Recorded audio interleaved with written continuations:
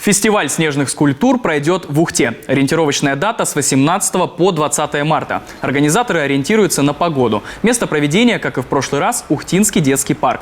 Фестиваль проходит уже во второй раз, уникальный в своем роде для Коми. Главный идейный вдохновитель – местный мастер и создатель парка деревянных скульптур Сергей Брусенский.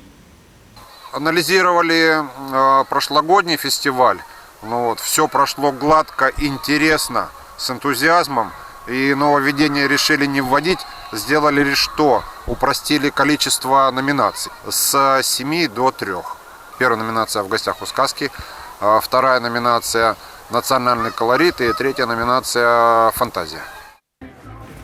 Заявку на участие в фестивале уже можно подать. Для этого до 15 марта нужно предоставить эскиз снежной фигуры или краткое описание на адрес электронной почты организатора. Всю информацию можно найти в группе фестиваля в соцсети ВКонтакте. К слову, принять участие могут как самостоятельные авторы, так и команды с составом не более 6 человек. На изготовление фигур конкурсантам дадут 3 дня. Призовой фонд уже формируется. При подведении итогов в детском парке устроят праздничные гуляния.